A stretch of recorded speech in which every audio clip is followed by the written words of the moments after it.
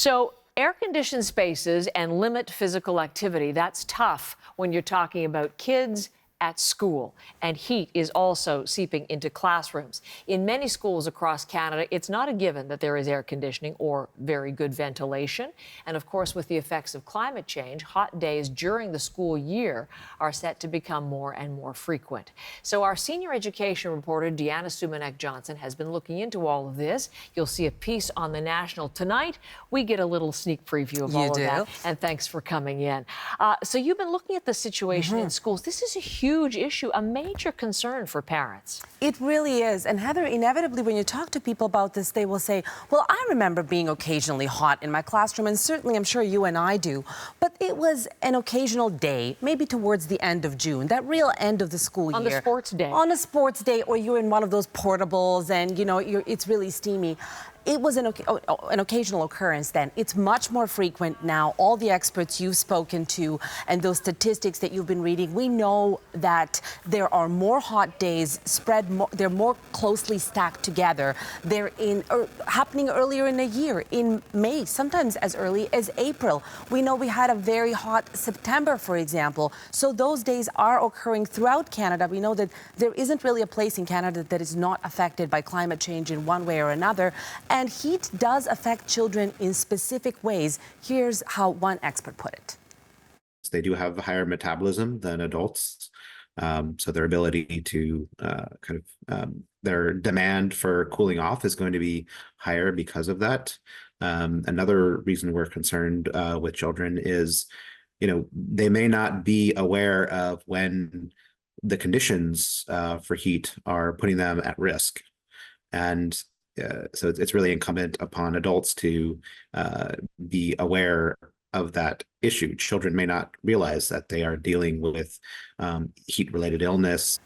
Of course not. They just want to be out for recess and playing with their friends and doing their things. So it falls to the schools and the school boards and the parents. And what are they doing about it? Well, that's really the big question here. And we know that many schools in Canada, some were built more than 100 years ago, they do not have modern HVAC systems. We actually reached out to education ministries in all the provinces and territories, and many of them did write back to us. And there's a real spread about who's doing what. We know that BC, for example, Heather, invested $300 million to upgrade HVAC systems in 400 schools.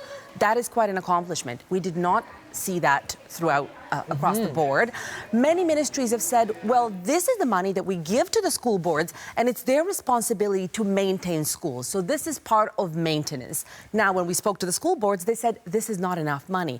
We know that there's a shortage of construction workers, of skilled tradespeople to install these HVAC systems. So even if the money were available, it could take years. You would need the human power to build this. And these are all things that complicate things. So we're seeing misting stations of the kind that you see often in public parks where I thought that was really interesting. We have some of these in Toronto Catholic District School Board installed about a dozen of them as a pilot project. Some of them have cooling areas like libraries typically tend to be the coolest spot. Maybe they're the one spot that does have several fans or air conditioning so students take turns being there.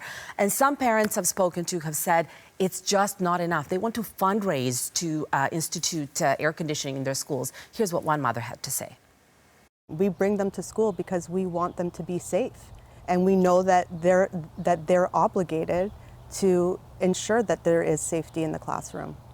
So this is not a safe situation.